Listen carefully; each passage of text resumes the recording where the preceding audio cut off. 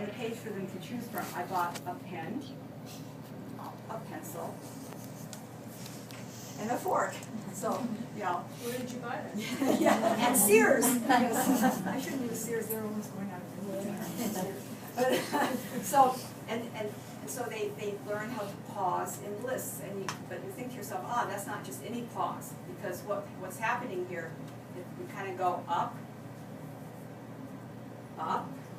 and then down. So I bought a pen, a pencil, and a fork.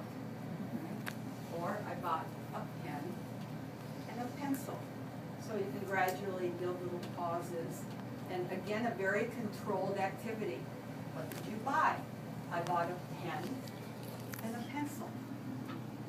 When students talk like this, if they can produce a sentence like that, I bought a pen and a pencil. They sound native-like. They sound really native-like. They really do, because that's half the battle, is to get the big picture going here with the right stress, intonation, and so forth.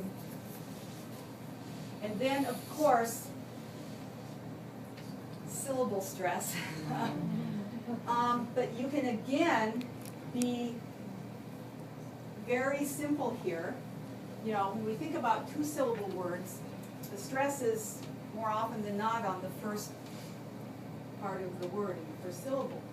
And so right away, we look around, I have students look around the room, you know, after we practice some other nouns, and they make lists, and they go around the room and try to say the names of words, and you can even have them labeled in advance or not if they know the words already, and say them and try to figure out how they're pronounced. So we have, you know, how many two-syllable words? Well, that's a compound word. We have table, right? We have backpack. Well, that backpack, whiteboard, pencil, paper, and they can look at each other too. Glasses, you know, and produce. You can start with stuff in your own classroom.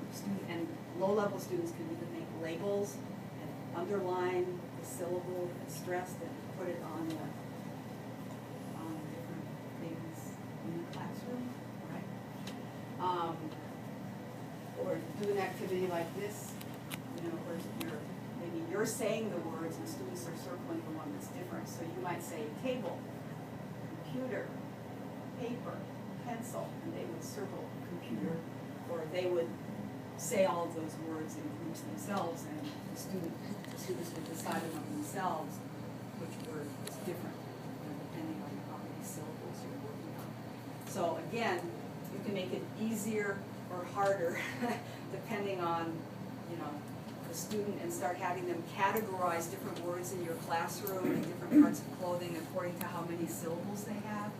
If you want, you can combine it with dictionary work where the students are working together with a list of words. Look it up in the dictionary, look on dictionary.com, listen to it, where's the stress, and then write it down. So they can do little discovery activities themselves in the classroom if they have access, you know, to sites like that where they can start paying attention. So when they learn that whenever they hear a word in their own dictionaries online, or you know, the dictionary apps, they have to start paying attention to which part of the word is said more loudly, you know, loudly and more clearly. So that can be again expanded or reduced